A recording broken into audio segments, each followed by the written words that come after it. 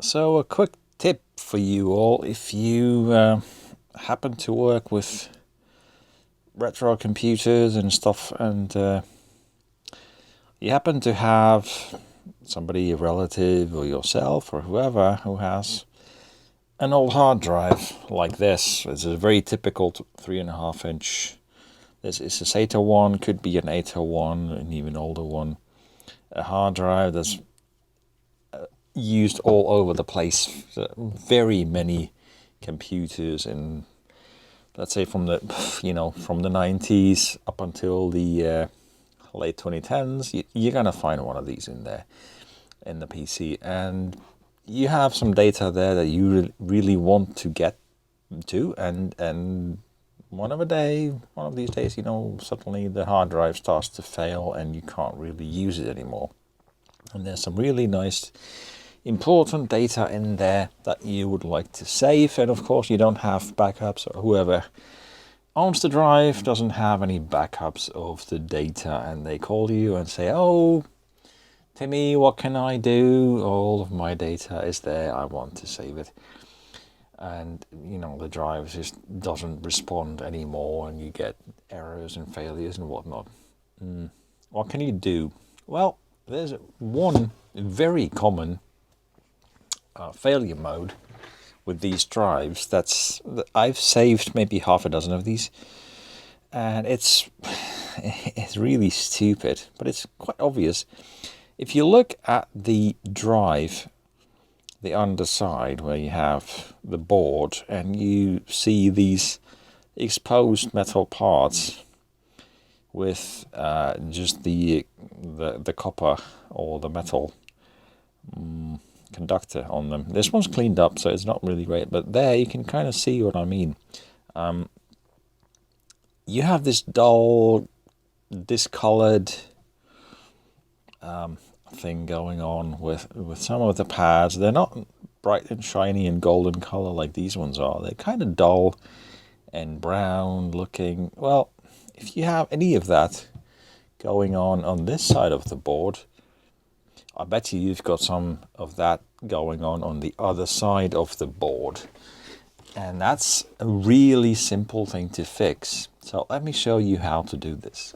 And there's a good chance that you might be able to recover the data from a drive that seems to be completely a lost case.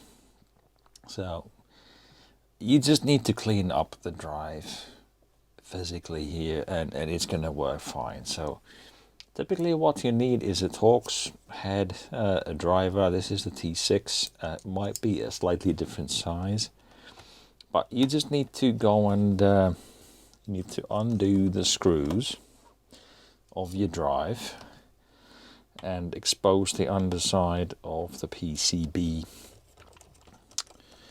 Just a little tip there: when you do take something like this apart, you want to lay the screws out on the table roughly in the order that you take them out of, because like this one, there's a long one and a short one, and you want to know where they came from. So just lay the screws on the table roughly in the order where they came out of. This is quite important when you're taking something like this apart, like a laptop or a drive or whatever. You have a device that has a different set of screws. You don't know what the length of the screws are going to be when you undo the thing the first time, but they might be different. So just put the screws on there on the table roughly in the shape that they came out of, and then you can put them back where they came from. Typically what you're going to find is a board like this. It's just a PCB, a printed circuit board, with all the chips usually on the side facing the drive. There's often a piece of foam that might be stuck on the board. You can just rip it off, that's no problem. And you want to keep that where it came from. So on the board you have contacts, and on the drive unit you have these shiny opposite contacts.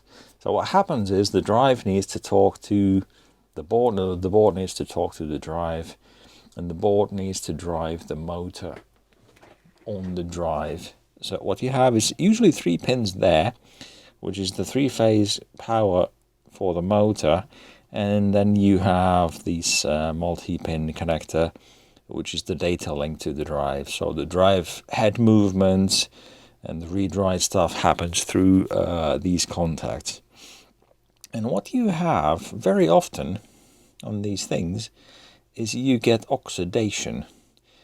You can't see it on these now because I already cleaned up this drive for the previous video I made and finished, but if you compare here a set of pads, you've got a set of pads there, which is copper or metal, and there, you see that's a nice shiny coppery looking piece of metal. That's because I cleaned it. Before I cleaned this drive, they looked like that. Dirty, brown, corroded, awful looking multicolor thing. So that's not a good sign. When you have this kind of corrosion on the metal, it means it has something that's non-conductive on the surface. You want them to be shiny like the pads here in the middle.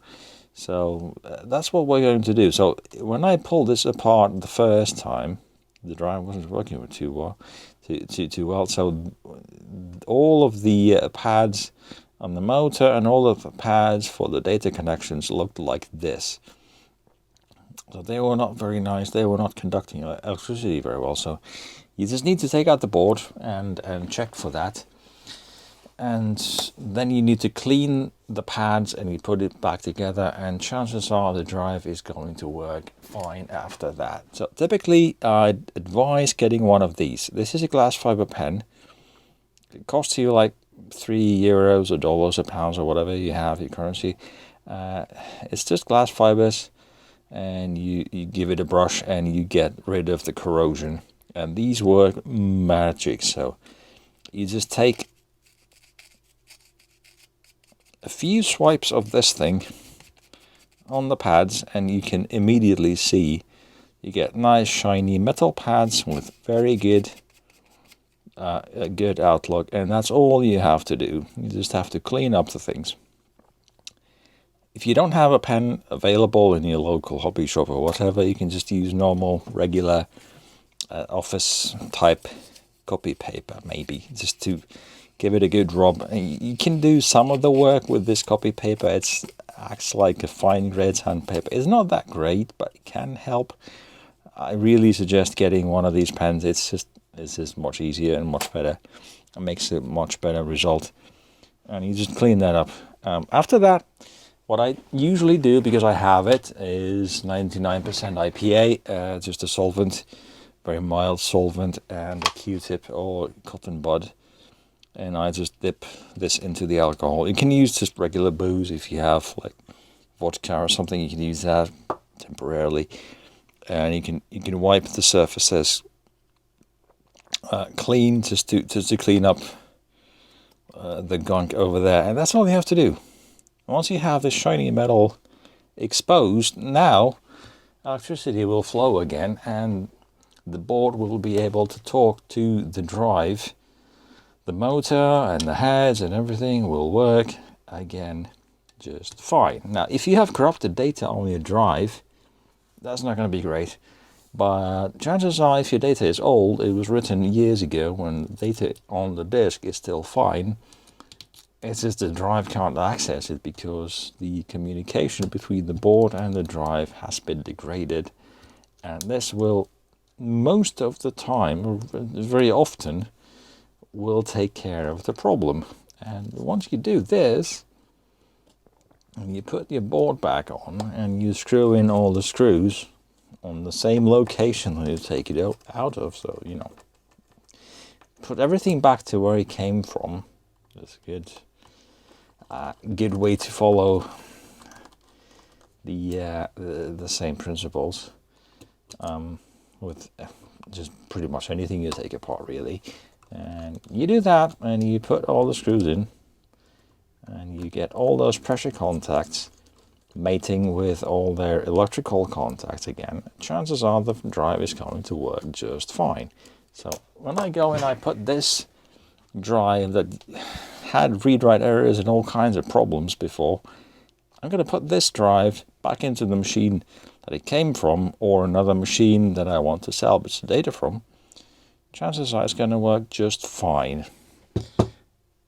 Like I said, I've done half a dozen of these. Most of them, at least the ones where you see the corrosion has started to settle in, it will just work. You know, you clean up the contacts, the drive retains full functionality. You can read all of your old files out. It just works.